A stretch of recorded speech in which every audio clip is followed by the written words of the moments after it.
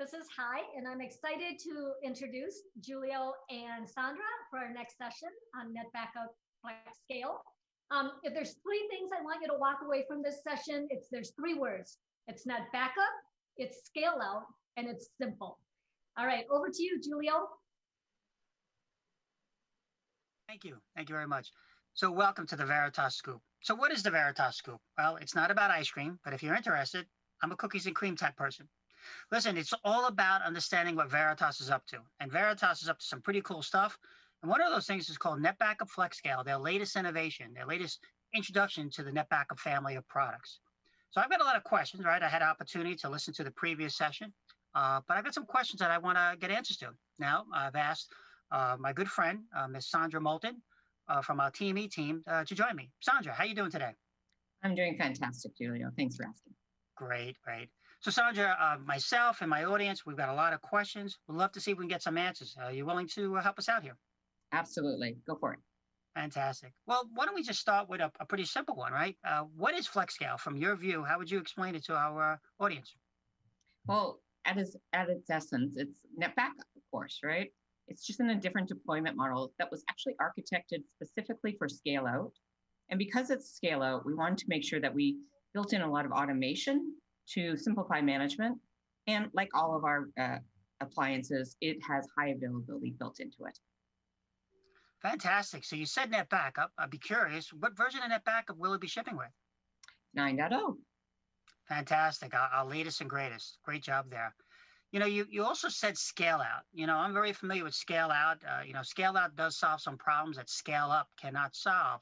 But at the same time, I've seen some implementations that introduce a level of complexity. Can you tell us a little about FlexScale's implementation of scale out? Sure. Yes, simplicity is key, right? So when we were designing that, that was one of our main focuses. So what we've done is we've abstracted the NetBackup layer, making it easy for non-backup admins, like maybe application admins, to be able to do their own backups. We also made sure that deployment is a breeze. It takes less than 5 minutes of your time to actually do a deployment of the system. And then we've automated a lot of the management tasks, things like scaling, things like technology refreshes. And to reduce management overhead, we've also added in self-healing capabilities. Very cool. I like what you're saying. When I was listening to Harsha and Roger speak before, they mentioned certified partner hardware. And I know traditionally Veritas does purpose-built appliances. So this is kind of a change in direction for Veritas. Could you tell us a little more about this hardware platform that you're moving forward on? Sure. We're going to be partnering with HPE DL380 Gen 10 systems, and they each come with 32 cores, 192 gigs of RAM. We've got SSDs for the metadata. We've got 112 terabytes of usable capacity per node. And we also have 2 dual 1025 gigabit NICs for your network. That's awesome. Sounds like a great foundation. But with respect to scaling, you know, what type of scalability is FlexScale going to offer our customers? So the base configuration is 4 nodes, which comes with 448 terabytes of usable capacity. You can increase capacity by adding individual nodes or nodes in groups up to a maximum of 16 nodes. That'll give you 1.8 petabytes of usable capacity, all in a single domain in a single storage unit. And if you want more capacity, you can add cloud storage with S3 buckets. And this is, you know, as you add the nodes, you're not only increasing capacity, but you're increasing NetBackup itself, as well as performance automatically. That's awesome. I'm going to come back to that cloud statement you made a little later today. What about, you know, well, listen, we can talk all day. I'm a big believer in seeing stuff. Are you in a position to kind of show us what it's like to build out a flex scale cluster? Yeah, absolutely. So if we look at a system, right? So we're going to log into the CLISH of the one system, and we're going to configure the management port. And then once we've done that, we're going to use that IP address on that single system to log into the UI for FlexScale. And this is going to allow us to log in. You'll see the prerequisites, you know, the common things, you know, names and IP addresses. And then we've broken up the configuration into 5 modules. The first of which is node configuration. So you're going to go in here and you'll see that the 4 nodes are automatically detected. Then you have the option of selecting a YAML file. YAML files are really great because they really simplify the process of doing the installation and reduce the chance of human error. So here we selected a YAML file. If you don't want to use the YAML file, you don't have to. It's just an option. The YAML file, by integrating it, it configured our cluster name here, as well as all of the node names. And you'll see the rest of the configuration is everything from the YAML file. So that's it for node configuration. So now we can move on and we can select network. So now the network is going to be divided into logical categories, starting with data network. You can see all of this is pre-populated again from the YAML file. Now we have management interface, again pre-populated. You have optional IPMI information and custom hosts. And that's it. So our network is configured. Now we're going to configure the cluster. So you do the normal networking information for the cluster, and then some other cluster specific settings, and you can add in your NetBackup licenses. And that's it. That's your everything that you need to configure the cluster. And now we're going to add administrators. So you can add as many administrators as you want, and you can assign them roles of either appliance admin, NetBackup admin, or you can give the same user both roles, whatever you would like. And finally, we finish up with auto support. And that's it. I mean, that's all that you had to provide. So you can see that's less than 5 minutes, right, of your time. The last thing you have to do is click on install configuration. And now it kicks off an automated process that's going to go through configuring the clusters. And you can walk away, go get coffee, or if you want to look at details to see, hey, what's happening while this is going on, you can. So after the cluster configuration completes, it's automatically going to start doing NetBackup configuration. And again, you don't have to watch this if you don't want, but if you want to look at details, you can go ahead, see what's happening. Here we can see it's actually looking at configuring deduplication. All of that's done, then it's going to go in and do auto support. So of course I've sped this up because we don't want to have time to go get coffee ourselves, but the entire thing, you saw it took us about 5 minutes, well, less than that. It would take you about 5 minutes to do it. And overall, it took an hour and 16 minutes for a 4-node cluster configuration to be done. So now you're able to just go in and log into NetBackup. And that's the NetBackup that all our customers are used to using. So the learning curve is going to be pretty minimal, which is awesome.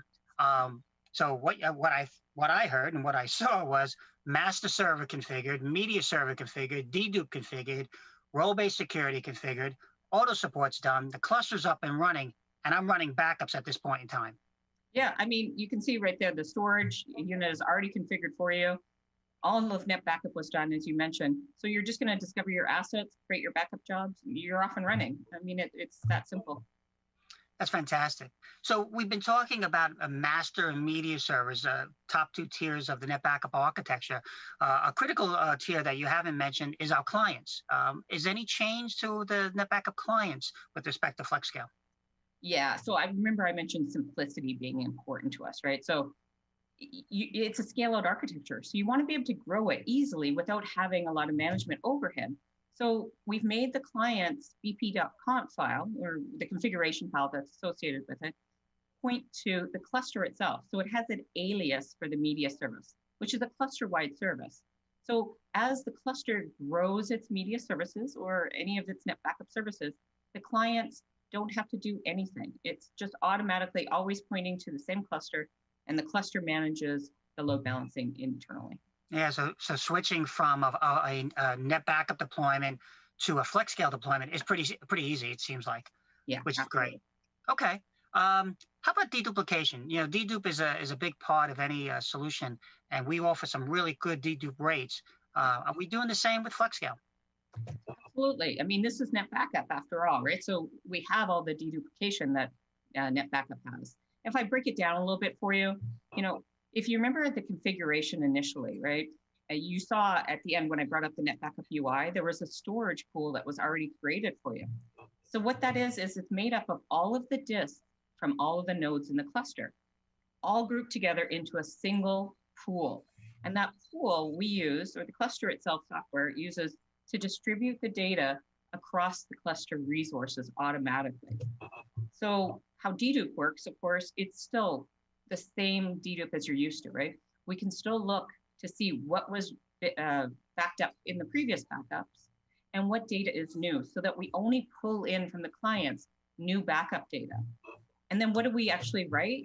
We still have fingerprint caching. So we're still going to compare what we've written to a volume to make sure that we don't duplicate that. Well, that's fantastic. That's awesome. So it looks like on-prem, where we're giving customers a nice optimized storage. But a lot of our customers are moving to the cloud today. So as they move to the cloud, are we able to offer them some optimization, both in transport as well as storage? Yes, of course. Yeah. So just like that storage pool there where it does the deduplication, we support the S3 buckets. And so we're going to be sending optimized backups to the cloud. So basically retaining the deduplication savings both across the network and in the S3 buckets. Okay. So typically, if I start with a 4-node cluster, I might want to add a node or two. Can you walk me through what does it take to add a node to a Flex Scale cluster? Yeah, I'm totally excited about this. So thanks for asking. All right, so here I've got a 4-node cluster running, right? So you can see it's 4 nodes. You can see I have NetBackup jobs running automatically. But now we want to add a 5th node, let's say, into our cluster. So we're going to go into the ILO itself, and we're going to power on that new node. So, we've already racked it and we've cabled it up to the network. That's all we've done. Now we power it on. Now these come pre-installed with the NetBackup Flex Scale ISO installed on it. So it's going to boot there automatically. All right, so now that our system is booted up, if we go back to our UI, we can do a scan for new nodes. It's looking on the private network, and so it can automatically detect any new nodes on that private network. You can select that and say add node to cluster. And then it's going to show us the before and after configuration if we add the node. It also gives you the capability of selecting the prioritization of the resources for either foreground, meaning NetBackup backup and restore operations, or background operations, which is the adding in the new node and rebalancing operations. So you get to select what you want. I would say, if you're running it, over a holiday break or an extended long weekend, then you might want to do it for faster reconfiguration, but your choice. Then you're going to go in and you're going to configure in your node name that you want and provide the various network details that are required for each node. So both data, management, and if you want IPMI as well. And then you're going to select to add that to the cluster. And now this is a background process running. You can walk away again. It's a long weekend, go away if you want. Or if you want to look at details, you can see, what process is happening right now. And you can look at that. Meanwhile, if we look at NetBackup jobs, they're running just the same as they were before. So totally uninterrupted. It's going to add the node. And then after it adds the node, you'll see now it's got the 5 nodes showing. Now it's doing a rebalance operation. Now this is critical, right? Because there's a lot of different ways to do a rebalance. We've optimized it. So we're moving the minimum amount of data so that we are balanced across all the nodes in the cluster while we're maintaining resiliency. So that's key, right? You don't want to shift everything around. Some rebalance operations do that, and that's a terrible thing. Notice it finished with configuring NetBackup. And now we're looking at the backup jobs, and we did nothing. We didn't go to the clients. Remember the bp.conf. We didn't have to modify anything there. The cluster itself started new jobs using that new node automatically. That's fantastic. I really like the idea that backups were running when we started this, and when we were done, the new node started participating in the cluster. That's great. And I'm assuming we could add more than one node at a time. Yeah, absolutely. Fantastic. So let's talk about availability. When we talk about clustering, let's talk about first hardware. What type of availability do we have around the hardware to make sure it stays up and running? So other than the nodes, of course, having no single point of failure, right? You've got redundant disks, you've got redundant power splice and everything. We're able to sustain loss of multiple disks, container failures, network, or nodes. How many node or disk failures can you handle? Sure. So it depends on your cluster size. So let's start with the base config, which is 4 nodes. So in that configuration, we can lose an entire node, which is 14 disks. We can lose that entire node, and we can lose another disk from any other node, and the data remains intact. Now, as you scale the cluster, resilience grows with it. So when we get to 6 nodes, let's say, there I can lose an entire node plus any other 2 disks. So maybe node 2, I lose a disk, node 3, I lose another disk. Or I can actually lose 2 full nodes. That's 24 disks that I can lose right there. Wow. And I don't think that will ever happen, but that's good to know. So what about the data inside those nodes? The integrity of my backup image is pretty important to me. Are we doing anything to protect the data integrity? Yeah, so we're protecting that data with erasure coding. Now, we selected erasure coding 8.4 because if you look at the different erasure coding schemes, right? Anything you do is gonna, some people optimize for usable capacity, but then that affects durability. Others optimize for durability, but that affects usable capacity and performance. So it's a really big balancing act to figure out what is best. But because we understand NetBackup and we know that we're writing in large chunks, we understand exactly how we're breaking it up, and we understand the architecture that we're shipping with, 8.4 was our optimal. So can you give us a little more details about A4 and why do we make that decision versus some other options? Sure. Yeah. If you look at some of the other common options that you'll see for other scale out deployments, they're using things like 4.2 or 5.2. And, if you look at all of them, if we start with usable capacity, we're right along, the sweet spot, which is 67% usable to raw capacity. Mm-hmm. But then the next two, performance and data durability. So if we looked at performance, so what 8.4 means is that you add up the two. So that's 12 parallel fragments that are being written for every write operation. So that means that I'm distributing the load across 12 different disks within the cluster. So unless you're doing very small IO, which is never good for performance, right? So we know we're doing larger IOs. So by using 12 disks for every write operation, we're making the maximum use of all the resources within the cluster, which is ideal.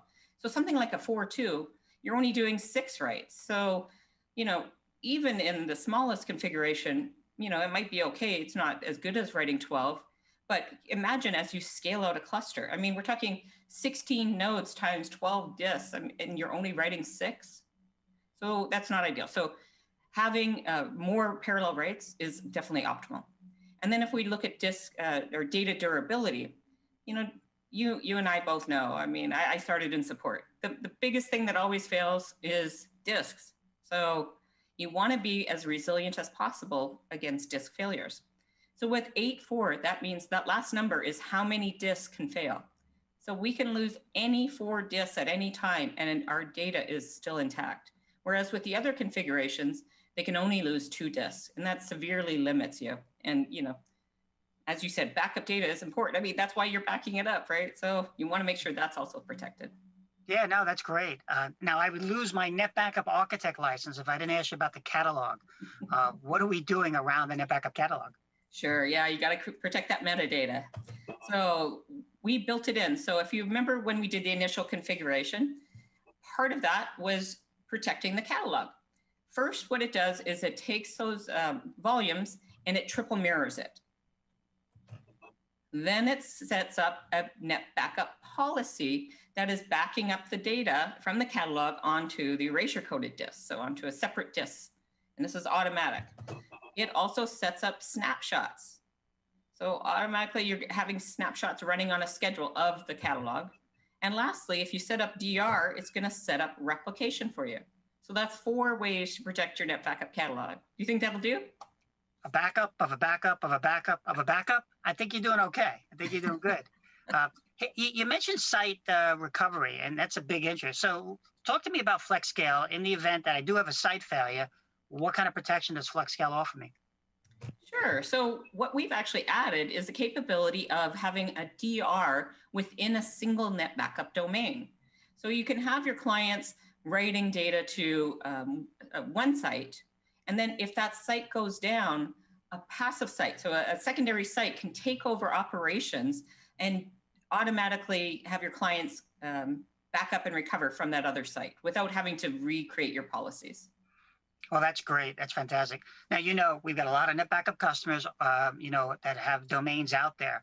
So how would an existing customer possibly integrate with Flex Scale their existing domains? Excuse me. Sure. So just like today, you can do NetBackup Air. So you can have a NetBackup Flex Scale domain replicate data to another active domain running in your environment. Yeah. That's great. Awesome. Fantastic. Let's talk about technology refresh. A very common thing that could happen is you might want to move to a new model hardware. Possibly a node could fail. If this does happen, how does Flex Scale deal with that? So yeah, great question. So this is very much like the add node process. So to me, it's very exciting because it's so easy. All right, so you're going to install a new node. You know, you're putting it in the rack, powering it up, connecting it up to the network. In the UI, you're going to discover it, same as we did in the add node video. But here, you're going to be able to select which node you want to replace. And there's a simple replace node option. And I keep showing you UI and talking about UI, but everything I've talked about, you can do from API if you prefer. So it's never a problem. So you're going to select to replace the node. In the background, what that's doing is it's creating the data on the new node in the background. Backup jobs are still happening. And then it's going to, when that's complete, it's going to copy over the configuration and the NetBackup services onto the new node, and then you can get rid of the old one. Is that, what about the master server? What if that's the node we're replacing? Yeah, that's always key, right? No, doesn't matter. I mean, this is a containerized architecture. So that gives us the flexibility, not only of easier upgrades and everything, but it allows for us to move services in the event of failures or technology refreshes easily. So what I just heard was rolling upgrade. Basically, I can basically upgrade my environment without having to stop anything. Fantastic, fantastic. Right. So look, I mean, we could be here forever talking about a lot of this. I got more questions, but let me see if I got this. Let's kind of do a recap and tell me if I picked up some of the key points that you talked about today. So first, regarding that scale out architecture, what I really like is the maturity of NetBackup. You know, NetBackup has been a lot of years. It's a market leader. The fact that you're using 9.0 is great. So good step. Secondly, distributed dedupe. That's awesome. Being able to have that dedupe pool shared across multiple nodes, but every node knows about each other. Love what you did there. And then you got some great scalability. You know, starting at 4 nodes, going up to 16 with a total capacity of 1.8 petabytes. Fantastic. How am I doing so far? That's great. And that's 1.8 petabytes in a single domain. Look at that. That's pretty awesome, right? Simplification.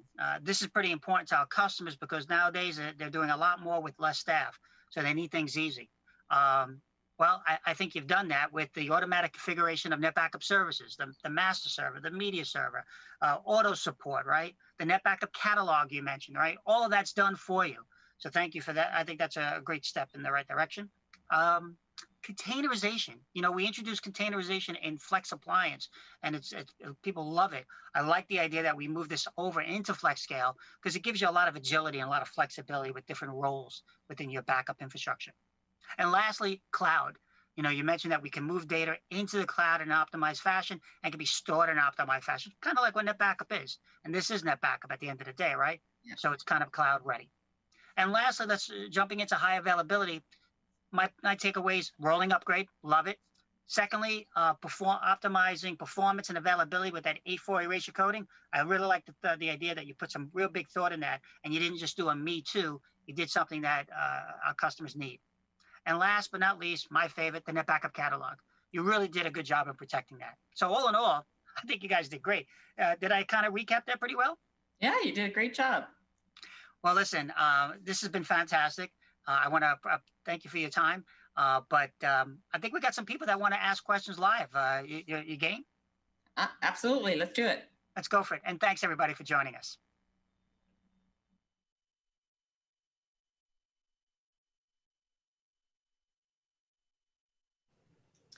Well, that was a great deep dive, and it actually answered a number of the questions we had in the chat regarding node size, capacity, vendor that we're using, and things like that. So I'll just pick out a few questions that may not have been answered during the presentation. The first one I'll cover, are you using erasure coding for the storage pool spanned across all nodes? Sandra, you want to take that one? Sure, yeah. So we are using erasure coding 8.4, and that's using all of the disks across all of the nodes in the cluster. So yes. Okay. And she did cover a little bit about the resiliency and high availability. And we talked about, the starting point is a 4-node cluster is the minimum starting point. So what happens in that configuration if you lose 2 of the 4 nodes? Sure. So it's with the erasure coding 8.4 and how we have the catalog protected, we're actually protected in a 4 or 5 node configuration against the loss of a full node plus any additional disk from a second node. And if you lose that, everything continues as normal. If you lose anything beyond that, NetBackup operations will stop until such a time as you can bring it back into compliance, so into a node plus a disk. However, as we scale the cluster, so when we get to 6 nodes or beyond, you'll see that we are able to support the loss of 2 full nodes, and operations will continue and your data remains resilient. So resiliency increases as you scale your cluster. Great. Now with NetBackup customers, the master server is always an area of concern. So how does Flex Scale, scaling from a master server perspective, how do we provide that HA so that jobs can run 24/7? Yeah, I agree. I mean, that's always critical for customers. So we've containerized all of the services. So NetBackup itself is running it within containers inside of the cluster, which is managed. And if, let's say, a node went down that was running a master service, the cluster the cluster management software itself actually takes care of restarting that application or that container on another node. So your jobs would continue. So the jobs that were actively running at the point when the node failed would need to be restarted, but all your policies and everything else would continue as normal. Okay. We also have a couple of questions on fiber channel support. So I thought we'd just address that in this question, in this Q&A here. Is fiber channel as an IO option supported on Flex Scale? So Fiber Channel is supported on many deployment options within NetBackup, including Flex Appliance and NetBackup Appliance. However, at this time, we do not support that on Flex Scale. But if you needed to, you could go ahead and you could, in your environment, it's not like you just have to run Flex Scale. So you could have another domain running on another appliance model and do back up your Fiber Channel stuff that way. Then we had a question that wanted to validate that when you're adding nodes to this cluster, you don't have to go touch the clients and update the clients. Is that true? Yeah, absolutely. Yeah, that's a key one, right? Because it's a scale-up architecture, scale-out architecture. So as you scale, you don't want to have to mess with your policies or your clients. So when you add nodes, additional containers are spun up, and your NetBackup services are increased with each node addition. But there is no changes that you have to make other than just add the node, as I showed you in the demo of adding the node to the cluster, and then all of your resources are increased and your jobs will just automatically start being directed there using the intelligent load balancing that's built into the Flex Scale cluster. Okay. So we're coming up to our time here, and I just want to to kind of wrap it up a little bit here. Thank you to the attendees who were active on our Q&A. Any last words, Sandra, in terms of what you want customers to take away with and on the Flex Scale solution? I mean, it's NetBackup. That is my key thing, right? If you love NetBackup, if you want to be able to protect against 800 plus different data sources, if you want the most trusted and most deployed backup solution out there, that's NetBackup. And Flex Scale is another deployment option that gives you the capabilities to run a single data management platform across your entire enterprise, whether it's running in a remote data center by using maybe the Flex appliance, or whether it's in your central data center and you want to have a containerized solution that scales as you need. Flex Scale is another deployment option for NetBackup. At the end of the day, we offer customers a choice. So it's really important we do proper discovery, understand the requirements, and then solve the problem you want to solve versus just trying to sell you the product that we have to sell. Great. And one final thing, where would they find more information, Sandra, on Flex Scale if they wanted additional information? You've piqued their interest with the deep dive and they want to get more information. Where would they go? Sure. So on Veritas.com, there is a product support page for NetBackup Flex Scale. I'll be on, as well as Julio, all day. So we'll be able to answer any of your questions. If you want to have one-on-one conversations with us, reach out to your Veritas reps, and I'm happy to have them schedule meetings. We can do one-on-ones anytime you want. And we published a bunch of collateral today. So you'll see there's a white paper that I published today. I think 5 different videos. I'm going to have a series of blogs that I'll be putting out weekly. So a lot of good information out there. Great. Thank you so much, Julio and Sandra. And that wraps up our session for the day. Thanks, Hi. Take Thanks, care. everybody.